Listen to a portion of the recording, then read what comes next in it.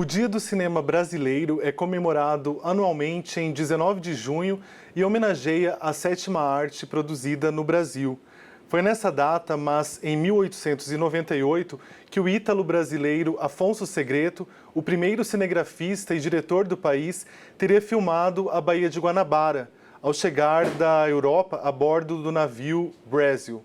Essas imagens integravam o filme Vista da Baía de Guanabara, mas esse filme, se realmente existiu, nunca chegou a ser exibido.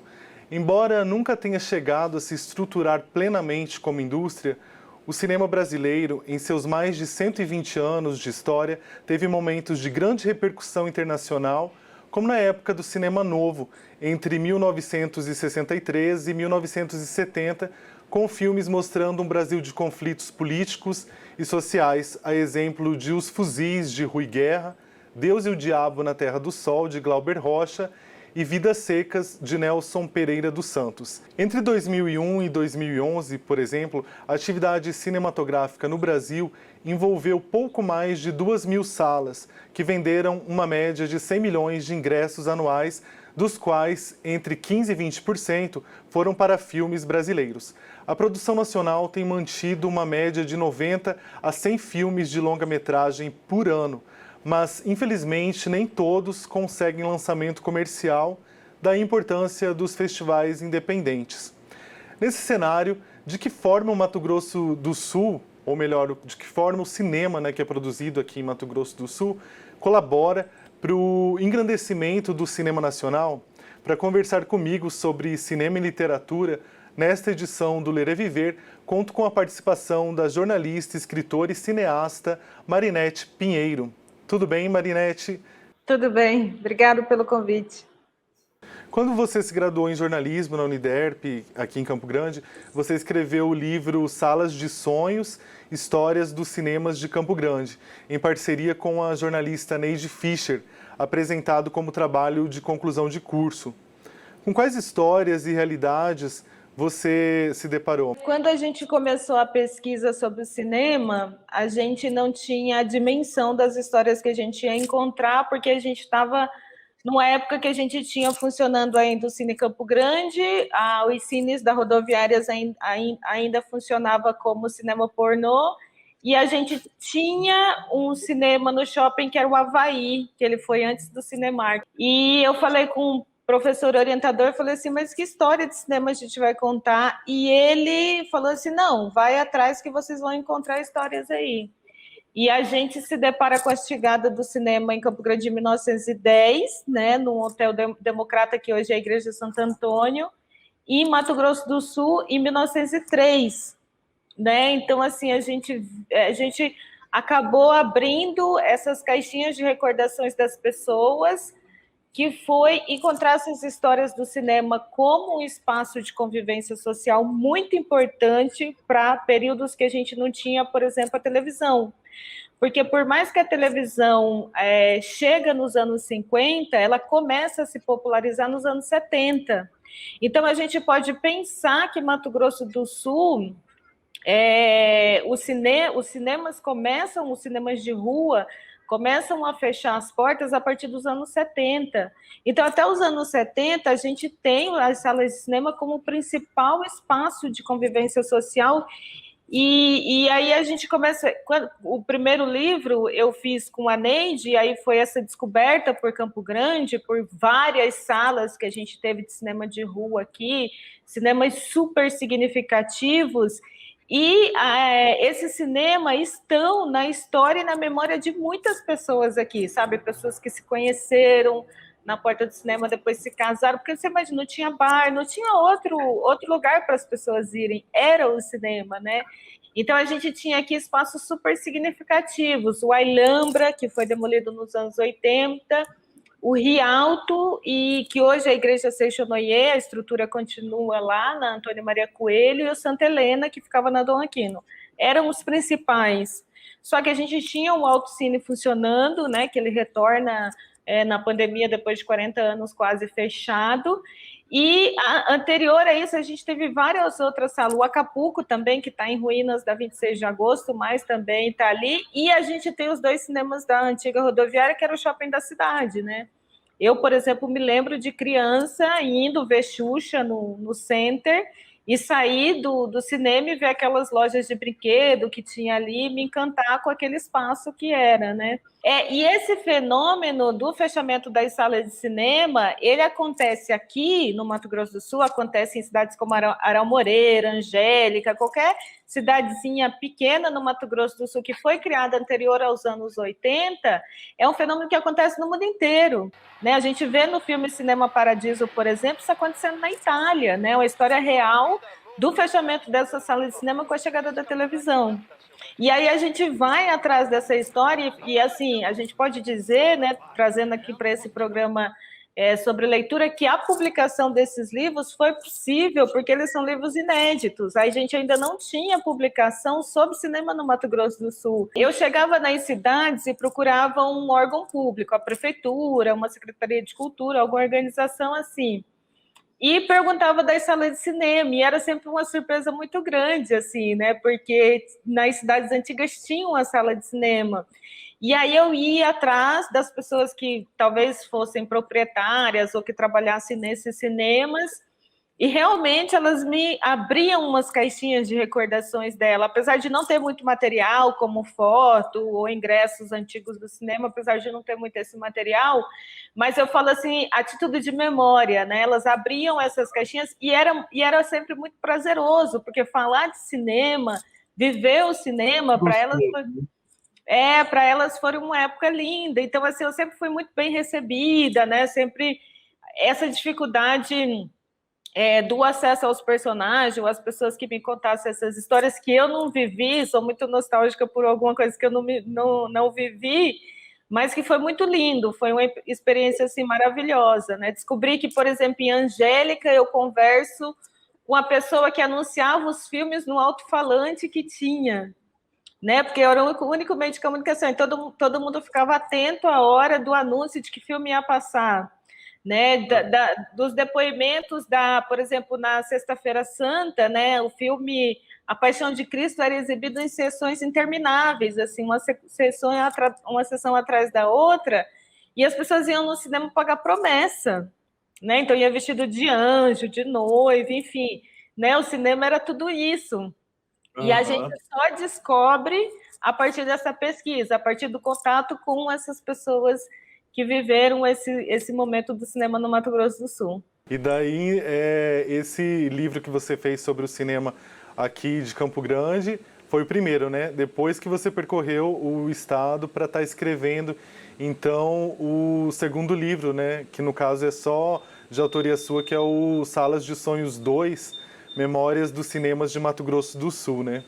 Memórias muito bacanas mesmo, né, Marinete? Isso. E assim, o título do livro foi através do depoimento da professora Glorinha, que ela falava assim, que os cinemas eram janelas para o mundo, já que as pessoas, por exemplo, os noticiários eram exibidos no cinema, né? Você vê a Copa de 70, por exemplo, ela foi exibida 6 meses depois no Mato Grosso do Sul. Né? As pessoas contam que chegou, sabia que o Brasil era campeão, mas o jogo mesmo eles não tinham visto. E ela falava dessas salas de sonhos, né? Porque você entrava ali e entrava no outro mundo, fechava os olhos quase na escuridão do cinema e fazia essa viagem. E falava da janela para o mundo, né? Ela lembra assim que, bom, a gente sabe que os Estados Unidos queriam dominar o mundo através do cinema, né? Tanto essa indústria que a gente vê até hoje. Então, no Mato Grosso do Sul, chega por Corumbá, porque a partir da abertura do Rio Paraguai para navegação, né? Então o cinema chega ali, Mambeme, né, numa tenda de circo, uma projeção que até não eram histórias, eles chamavam de vistas animadas, porque eram só imagens e movimentos com projetorzinho a manivela, que não tinha uma história, e depois ele adentra o Brasil. Então o Mato Grosso do Sul, ele adentra o Mato Grosso do Sul. Então, por exemplo, ele chega aqui da Uana, Miranda, antes de Campo Grande, porque em Campo Grande ele chega com a linha férrea, né? Então ele chega através do trem. Apesar de quem traz para Campo Grande é uma pessoa de Aquidauana, né? Que é o Rafael Rico. Ele traz essa projeção para Campo Grande, mas o desenvolvimento do cinema em Campo Grande se dá pela noroeste do Brasil. como acontece em grande parte do país. Né? Você estudou cinema na Escola Internacional de Cinema e Televisão de San Antônio de Los Baños, em Cuba, considerada uma das melhores do mundo. Quando foi isso e de que maneira essa escola te transformou numa cineasta? Qual que é a representatividade dessa experiência na sua vida, os principais aprendizados, por exemplo? O que me abriu as portas para a escola de cinema foram os livros, porque até então eu nunca tinha feito nenhum filme na minha vida, e foi o fato de ser do Mato Grosso do Sul. Né? A escola de cinema ela seleciona 40 pessoas no mundo por ano, são 5 brasileiros, desses 40 são 5 brasileiros, e eu fiz a prova, que foi aqui em Campo Grande, despretensiosamente. Eu nunca tinha pensado em estudar cinema, nem dirigir, e eu fiz para direção de documentário, que era uma carreira que me interessa muito a pesquisa, eu sou muito apaixonada por material de arquivo. Essa escola é uma escola internacional, então a gente tem colegas e professores do mundo todo, né? Então, assim, é uma escola que nasce dentro do espírito do país, que é Cuba, e ali a gente, e assim, foi, não só transformou a minha carreira, né, pela minha formação como diretora de documentário, mas até mesmo a formação de vida. A escola nasce... isso é legal de falar, que o Gabriel Garcia Marques, quando ele ganhou o prêmio com 100 anos de solidão, o prêmio Nobel de Literatura, ele foi até Fidel Castro, junto com o Biri e outros cineastas, e falou assim, olha, a gente quer criar uma escola de cinema para pessoas que não teriam outra oportunidade de estudar cinema. Então, o dinheiro do prêmio Nobel foi investido nessa escola que eu estudei. E aí o Fidel aceita, e o Fidel entra, assim, as fotos que a gente tem na escola, até o Fidel construindo mesmo, né, e levantando as paredes da escola, era uma escola secundária que foi desalojada. E aí essa escola começa, e é uma referência no mundo. E assim, como ela nasce nesse espírito, ela nasce também para os 3 mundos, né? Quando ela foi criada, era Ásia, África e América. Né? A Europa, alunos europeus no começo não estudavam na escola, porque eles queriam realmente gente que não tivesse condições de pagar uma escola de cinema. E aí, com a crise dos anos 80, né, com o fim da União Soviética, Cuba entrando numa crise financeira, eles começam a aceitar alunos europeus que começam a pagar uma mensalidade na escola. E a escola vem com tem muitos professores voluntários, né? A gente teve, assim, por exemplo, Coppola doou a câmera que ele fez o Apocalipse Sinal para a escola. Spielberg visita a escola. Tem vários diretores assim que contribuem financeiramente ou que doam equipamento. A gente, quando eu estive na escola, a gente filmou em película ainda. Então, as películas às vezes são doadas, equipamentos são doados, porque acreditam muito no projeto de formação. E a intenção da escola, por exemplo, quando eu sou selecionada para ir para a escola e moro no Mato Grosso do Sul, a intenção da escola é que eu possa voltar para o meu lugar e continuar fazendo cinema. Né? Então, assim, tem esse interesse. A gente tem uma conexão muito grande com a escola. Eu sou curadora e jurada de festivais de outros países e tal, que eu acabo participando. Mas eu tenho, vamos dizer assim, essa missão de vir para o Mato Grosso do Sul fazer e ensinar cinema. Quando você voltou ao Brasil, então, né, em 2013, você queria fazer muito um filme sobre mulher, porque sua tese na Escola de Cinema de Cuba era sobre uma cantora de bolero cubana, e também porque você queria se reconectar com o seu feminino. Em 2017, você dirigiu o longa A Dama do Rasqueado, baseado na vida da cantora Delinha.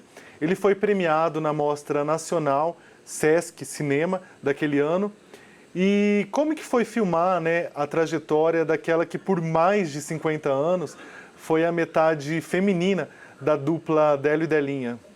Para mim foi um desafio muito grande, porque eu tinha isso que você fala, né, uma responsabilidade de contar a história dessa mulher. Isso era uma responsabilidade muito grande. E é uma responsabilidade quando você faz um filme documentário, porque muitas pessoas que assistem a essa obra tomam isso como a verdade. Então, as pessoas que assistem o filme da Delinha, a história que eu estou contando dela é a história que as pessoas passam a conhecer a Delinha. Então, eu tinha essa responsabilidade. E a gente fez o lançamento na sala de cinema e a Delinha estava lá no dia do aniversário dela, que é 7 de setembro, né? A gente fez a exibição e ela chorou também. E aí ela falou assim: eu achei que eu não ia me emocionar, porque eu já tinha visto o filme, né? Eu já tinha chorado lá em casa, assim, vendo o filme. Mas quando eu me vi na tela grande, eu me emocionei. E legal também, né, que você, de certa forma, homenageou por meio desse documentário a Delinha, né, enquanto ainda viva, né? Isso que é bacana. Você sabia que o filme Cidade de Deus, de 2002, dirigido por Fernando Meirelles, mudou o paradigma do cinema brasileiro ao ser o único, até agora, a receber 4 indicações ao Oscar, nas categorias de melhor diretor, melhor roteiro adaptado, melhor edição e melhor fotografia? Legal, né? O Ler e Viver vai para um breve intervalo, mas volta daqui a pouquinho.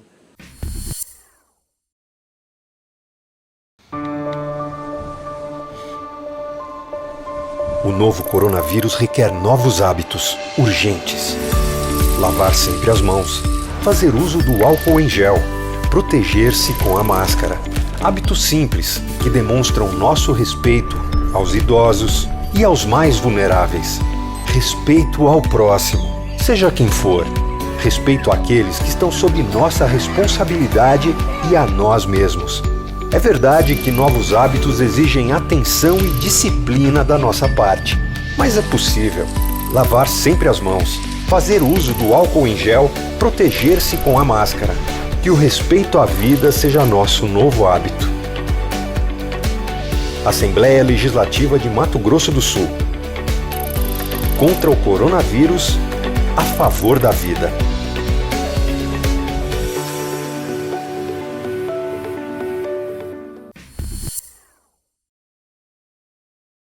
O Ler e Viver está de volta, tendo o cinema brasileiro como pauta. Comigo, num bate-papo remoto, está a jornalista, escritora e cineasta Marinete Pinheiro. Contar a história de uma das duplas mais importantes de Mato Grosso do Sul, pela visão das artistas e suas relações com o palco, resultou no documentário Bete Betinha, de 2019. Nascidas em Rio Brilhante, as irmãs fizeram a primeira gravação em 1962 e já ganharam prêmio cantando até em Guarani. Filhas de maestro uruguaio, eram conhecidas como vozes de ouro do Pantanal. Uma produção cinematográfica sumatogrossense que enriquece o cinema brasileiro, né, Marinete? Eu não conhecia a Bete Betinha. Me encantei com elas são duas pessoas assim maravilhosas, têm um talento incrível. Eu tenho uma vontade muito grande ainda de levar elas para o estúdio e gravar as músicas que se perderam, né? E é mais uma obra que fica, né? A primeira dupla sertaneja feminina do Mato Grosso do Sul, e até uma professora da escola falou assim: você continua no circuito das divas, né? Porque em Cuba eu faço sobre essa cantora de bolero que também tinha 85 anos, né? Escreveu vários clássicos e acabou resultando na minha tese que chama Las Vegas, que é um espaço que eu filme, né? Que eu filme em Cuba, né? Chama Las Vegas, o espaço, que é onde acontece as penhas e onde essa pessoa tá, Olga Navarro tá sempre cantando e fazendo show nesse espaço, e aí eu faço e volto, né? E faço Delinha e depois faço Bete Betinha. Você já ministrou cursos de cinema em Campo Grande, Anastácio, Bonito, na comunidade quilombola Furnas do Dionísio e na aldeia Darcy Ribeiro.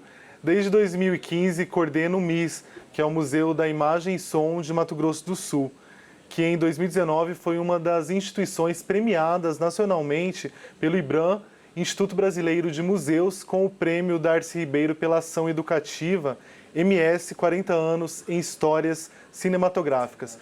Um curso de documentário ministrado por você e o produtor executivo Carlos Giel. O que o MIS representa para a cultura cinematográfica do nosso estado, hein, Marinete? Olha, eu acho que o MIS, na sua trajetória de 20 anos, né, que já tem 20 anos que ele foi criado como uma lei estadual, ele tem fortalecido muito a música, o cinema, a fotografia, mas em especial o cinema, né? A gente tem um edital exclusivo para a produção audiovisual né, que é um incentivo financeiro à produção. A gente tinha uma agenda para 2020 cheia de mostras de cinema. A gente acabou adaptando esse processo para o online.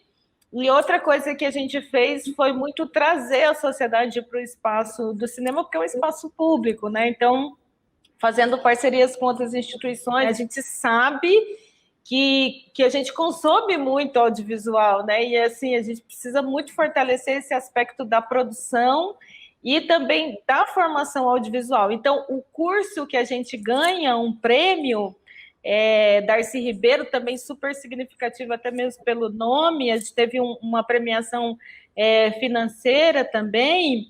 Ele foi por um curso de documentário que eu e o Carlos, a gente viu a necessidade, porque as escolas vinham ao museu e a gente não tinha documentário para passar para elas todo outubro, né? Que era sempre a escola tá fazendo atividade sobre a divisão do Estado e a gente chegava, mas não tem documentário para passar. Então a gente fez, olha, a gente não dá conta de contar essas histórias da divisão sozinho. Aí a gente pensou no curso, né, que daí envolveu profissionais de várias áreas, saímos com 5 filmes, e o prêmio é sobre uma ação educativa em espaço de museu. E a gente concorreu com 50 instituições nacionais, e assim, foi uma surpresa muito grande, mas muito bacana, e o recurso do prêmio deveria ser aplicado no outro curso, que a gente está ministrando agora. Eu e o Carlos, inclusive, a gente está no processo já de produção, estamos produzindo 6 documentários, inclusive um no Aldeia em Dourados, e o resultado a gente está pretendendo finalizar aí no mês de junho ou julho. Mato Grosso do Sul é muito jovem e a gente vê que as histórias estão aí para serem contadas, né? Tem muita história para ser contada. E esses cursos fortalece esses processos. E a gente sabe, por exemplo, que algumas histórias têm que ser contadas pelas pessoas, que é isso, né? Um documentário bem marcante deste ano, realizado por você em parceria com o cineasta campograndense Felipe Silveira, Ano que Vem Tem Mais, sobre a história do Carnaval de Campo Grande, desde os blocos do Badu, Turista, do Espaço, Cinderela, Mariposa, do Nelson, até os tempos atuais de Cordão Valu, por exemplo. Como que surgiu essa ideia e como que foi trabalhar com o Felipe Silveira? Bom, o Felipe recebeu um convite da Sectur para fazer um documentário sobre o Carnaval e ele é um diretor de ficção, né? Ele sempre dirigiu obras de ficção e eu sou diretora de documentário.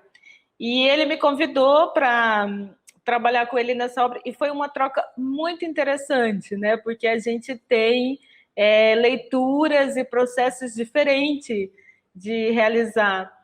E aí a gente acabou entregando essa obra de 30 minutos, que a gente fez um pré-lançamento no Autocine o ano passado, que foi quando a gente finalizou, e agora a gente acabou de fazer estreia, alguns meses atrás, em festivais, e a ideia agora é buscar circular esse filme, né? Porque, assim, apesar da gente estar falando do Carnaval de Campo Grande, a gente sabe que o Carnaval é um patrimônio desse país, e está sendo super bacana o feedback das pessoas, assim, porque elas acabam se surpreendendo, né? Então a gente acaba mostrando um pouco que isso aqui também não é só sertanejo, né? O samba está ali em algum lugar, em algum momento as pessoas vão lá visitá-lo, né? Então, assim, foi extremamente gratificante realizar essa obra, e esses processos de realização, principalmente de documentário, eles são escolas de vida para a gente, né? Fazer um filme é uma escola de vida, né? A gente aprende, assim, de tudo, né?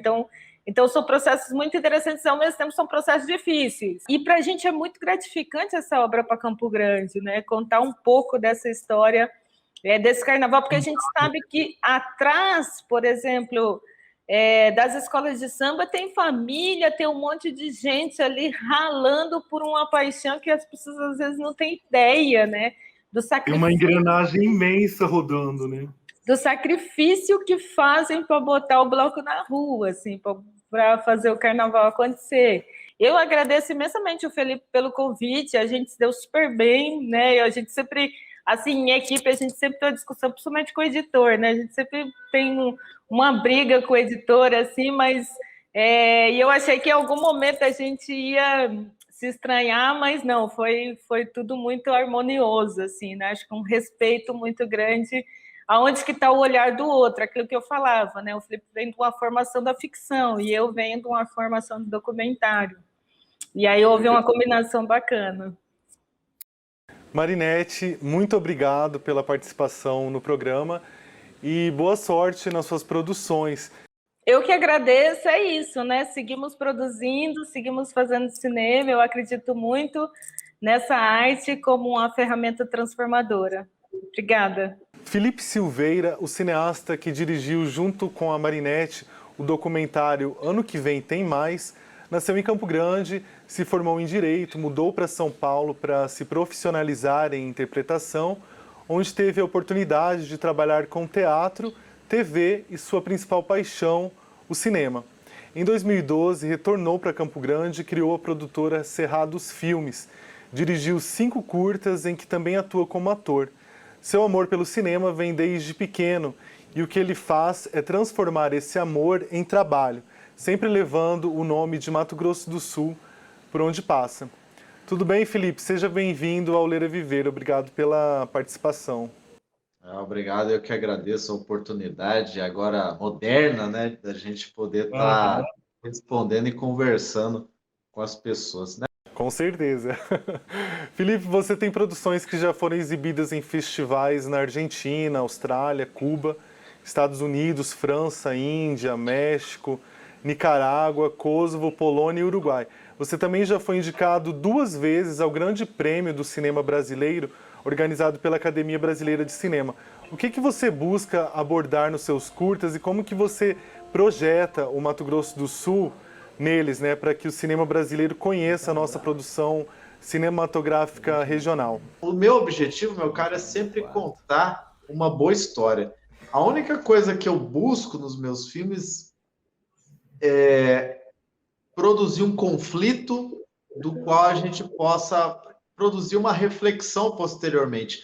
Por exemplo, o Florista é um filme que tem o suspense, mas ele cutuca em algo. Irmãos de Alma tem lá um drama, mas ele cutuca outro tema, né? É utilizar temas não de uma forma na bandeira, mas utilizar eles a favor da dramaturgia da obra, para somar. Você sabia que o Cine Rio Branco, localizado em Nazaré das Farinhas, na Bahia, foi inaugurado em 1929 e é o mais antigo cinema do Brasil ainda em atividade? Em 1998 estava ameaçado de demolição, mas foi comprado por R$80 mil pelo então jogador de futebol Vampeta, que restaurou o prédio. Agora tem intervalo, o Ler é Viver volta já já.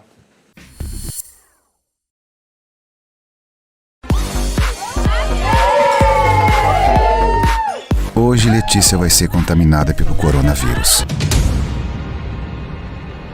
Nossa, amiga, muito bom. Oi, Thay, chegou rápido. Ela não sabe, mas está passando o vírus para a pessoa que mais ama. Até a vacina chegar, proteja-se. Não brinque com a sua vida e com a vida de quem você ama. Governo do Estado de Mato Grosso do Sul. Em 19 de junho é celebrado o Dia do Cinema Brasileiro e nessa perspectiva, o cinema produzido aqui em Mato Grosso do Sul tem um peso significativo na produção cinematográfica nacional. Comigo, nesse bloco, participa do bate-papo o cineasta campograndense Felipe Silveira. Seu primeiro curta, O Florista, de 2012, tem como temática a história de um serial killer, né? Ele participou de inúmeros festivais e, de certa maneira, assim, te projetou no cenário audiovisual. Qual que é a representatividade dessa obra para o seu currículo, Felipe? Olha, ele foi o início de tudo, né? Eu sempre me considerei um soldado, né? Eu brincava que eu não sou soldado, eu sou ator, tal. Nunca pensei, nunca em dirigir. Meus professores falavam, Felipe, você um dia vai ser diretor. Não quero, não. Mas aí eu vim para o Mato Grosso do Sul e aí tinha um lance, né? Eu escrevi uma história, a gente estava num processo que tinha explodido as coisas virtuais online, né? Porta dos Fundos, essas coisas. A priori, o Florista ia ser um vídeo para a internet. Só que aí eu comecei a conhecer as pessoas aqui de Campo Grande, da área audiovisual, fui chamando fui conversando, fui fazendo convites, e o processo foi muito ágil, rápido, né? Por exemplo, a menina que faz a travesti, ela era uma drag queen famosa aqui em Campo Grande, e hoje ela até passou pelo processo de mudança sexual, né? Agora ela é a Lisandra, só que aí, quando a gente viu o resultado, eu falei, nossa, tá bonito isso aqui. E se eu começar a mandar para alguns festivais de cinema, só para ver o que acontece? E aí começou a viajar, e foi até indicado ao Grande Prêmio de Cinema Brasileiro, e aí eu mandei um filme para participar de um segmento lá do Festival de Cannes, e ele foi selecionado. Não era competitivo nem nada, ele é uma ação de confraternização e entre novos realizadores, e você acaba podendo frequentar o Festival de Cannes. E aí o que aconteceu? Eu fui para lá e ali eu me vi naquele momento, naquele cenário, tipo eu e a 5 metros Spielberg, um pouquinho ali o Adrien Brody, tipo várias... A gente batia lá, tava o Alec Baldwin, e aí eu vi, caramba, mas isso aí, eu não fiquei assim, nossa, agora eu sou sei lá o quê. Não, eu estava pensando, agora aqui é o início de um caminho que eu estou trilhando até hoje, né? Cada filme é uma dificuldade, um novo desafio, um novo aprendizado, porque cinema é arte que não se faz sozinho. Você sempre vai estar enfrentando novos desafios e aprendendo também nessa relação, né? O diretor tem que estar, ele é um regente, mas ele também não faz sozinho. Então eu respeito sempre muito a minha equipe, todos que trabalham comigo e os que vão, os que vêm, porque tem ciclos também. E o filme vai estar indicado no primeiro turno do Grande Prêmio de Cinema Brasileiro, que é tipo o nosso Oscar, e ali eu vi. Eu tento não me inflar, eu tento sempre pensar, que venham os próximos projetos, e é assim que eu quero continuar até enquanto estiver nessa terra, fazendo novos projetos e contando novas histórias. Com certeza, né? Como realizador. Vampiros, de 2018, mostra um pouco do universo underground de Campo Grande e o encontro de 2 jovens após uma noite com suas dores, alegrias, esperanças e medos. Também participou de vários festivais, né? Como que é dirigir e atuar para você, Felipe? Eu nunca tive dificuldade de atuar e dirigir ao mesmo tempo. Eu mal me olho no ecrã, porque eu, como ator, eu tenho a consciência plena de quando eu fiz uma merda. Então eu pego, não, saiu uma merda, corta, vamos fazer de novo. E eu sou o ator, então não adianta um ator querer mentir para mim, porque eu vou saber quando a cena não tá boa também, né? E aí eu com os atores que eu trabalho, eu sempre falo, ele faz a cena, ela faz a cena, mas eu sempre pergunto, quer fazer mais uma? Porque esse é o sentimento que eu tinha quando que eu sou ator, e às vezes eu tenho. Quando você vai fazer televisão é tudo tão rápido, e a gente faz lá, e na verdade eu queria pelo menos fazer essa cena às vezes umas 3 vezes, né, para ter de opção. E aí eu pergunto para a pessoa da linha, quer fazer mais uma? Você acha que pode fazer melhor? A pessoa, posso. Então vamos fazer. Porque é isso que eu quero o melhor daquele profissional. Mas eu quase nem me olho, porque eu confio também no diretor de fotografia, e a gente já estudou os ângulos, a luz e tudo antes de fazer a cena. Então eu sei como que tá. O que não pode é perder o foco. Eu pergunto, não perdeu o foco nem nada. Não, beleza, então. Porque para mim, a beleza não é o meu lado, qual que é o teu melhor lado? Qual que é o sei lá o quê? Não. A beleza da cena é a tua verdade. Essa é a maior beleza de uma cena. Um curto experimental bastante interessante, dirigido por você, é Retrato do Artista Quando Coisa, deste ano, baseado nas poesias de Manuel de Barros. Você o considera um híbrido poético. A produção, inclusive, participou do Festival Digital Curta Campos do Jordão, do Festival Internacional Independente de Inhapim, em Minas Gerais, e da Mostra Competitiva de Curta-Metragem com o Júri Popular do REC Festival, que é o Festival de Roteiro e Escrita Criativa realizado no Rio de Janeiro. A convergência da literatura com o cinema pode render grandes produções, né, Felipe? Com certeza. E agora ainda vou te dar uma nova atualização, porque eu recebi e-mail, um outro festival selecionou esse filme e talvez ele entra no Com Kids, que é um festival com parceria Brasil e França. Então já são quase 2 festivais para entrar esse curta-metragem. O cinema, se a gente for lembrar do cinema, como ele a realização dos filmes, num primeiro processo, né, mesmo lá da época preto e branco, os filmes eles eram adaptados de obras teatrais, né? A gente vê obras do Tennessee, ela começa no teatro, obras que vinham da Broadway, musicais, e aí, posteriormente, começou a ver as obras adaptadas de obras literárias, né? Que aí vira o roteiro adaptado. Eu acho, é um grande desafio, porque, às vezes, o que funciona no livro não funciona no cinema, o que funciona no teatro não funciona no cinema, são outras linguagens, tem coisas, as pessoas ficam tentando adaptar videogame para o cinema, não vai nunca dar certo, porque eu fico 9, 10 horas jogando um game, é um outro tempo, é outra coisa, querer fazer um filme é uma outra abordagem, é difícil às vezes fazer essa adaptação, e a obra literária tem um outro desafio, porque tem coisa que às vezes não vai, né, por exemplo, às vezes um filme que é muito poético, como é que eu trago ele, né? O ensaio sobre a cegueira, né? Que o Fernando Meirelles adaptou, aquele filme, ninguém tem nem nome no livro, porque ele é todo metafórico, né? Então é um grande exercício, né? Principalmente quando você pega um livro de quase 300 páginas e transforma numa obra cinematográfica de 1h30. É um grande exercício narrativo. Você mencionou, né, durante o programa sobre o seu primeiro longa. Ele se chama Até o Fim. O que você procura retratar nele? Em que pé que anda, né, essa produção?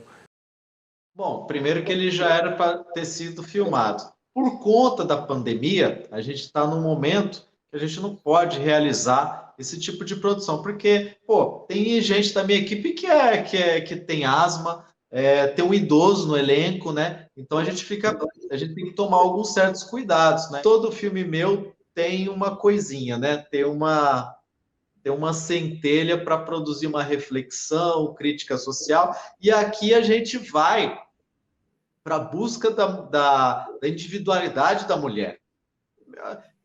Quase todos os meus filmes, eu sou coadjuvante dos meus filmes, e é engraçado, eu estava pegando para olhar meus filmes, quase todos os meus filmes, o protagonismo são as mulheres, né? Eu gosto muito de trabalhar com mulheres, minhas últimas direções, inclusive, o Retrato do Artista Quando Coisa, eu dirigi com a Larissa Neves, e o ano que vem tem mais, eu dirigi com a Marinette, então eu gosto, e a equipe eu sempre gosto muito de trabalhar com mulheres. E agora eu vou para essa narrativa que eu estou sempre trabalhando e retrabalhando, porque, apesar de tudo, eu sou um homem, então estou tomando os cuidados para não ter um deslize. E é o meu primeiro filme que eu olho para a minha terra.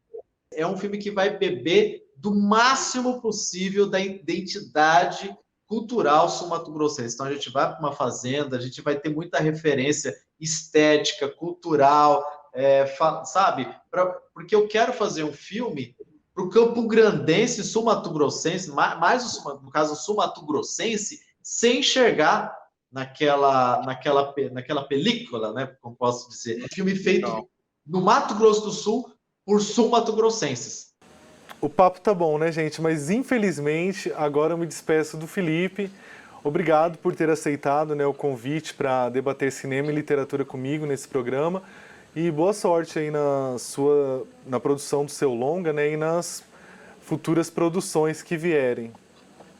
Muito obrigado, eu que agradeço, acho muito bacana. E, aliás, no meu longa é a história de uma escritora, então acho que vai ser muito interessante. A gente calhou certinho nessa abordagem ali, que a personagem se chama Elis. Mas é isso, muito obrigado a todos. A maioria, deixar aqui anotado para vocês que alguns dos meus filmes já estão disponíveis na internet. Quem quiser assistir é só procurar ali Cerrado dos Filmes ou procurar Felipe Silveira. E também para conhecer melhor, né? Existe cinema em Mato Grosso do Sul, né? Muito obrigado pelo convite. E para mim é sempre uma honra espaços como esse, porque ajuda a gente a fazer a formação de público. Você sabia que livros como Capitães da Areia, escrito em 1937 por Jorge Amado, Macunaíma, publicado em 1928 por Mário de Andrade, Memórias Póstumas de Brás Cubas, de Machado de Assis, Morte e Vida Severina, escrito por João Cabral de Melo Neto em 1955, e A Hora da Estrela, de Clarice Lispector, são alguns dos livros que já foram adaptados para o cinema brasileiro? Pois é, valorize a literatura, valorize o cinema brasileiro. Grande beijo, bons ventos.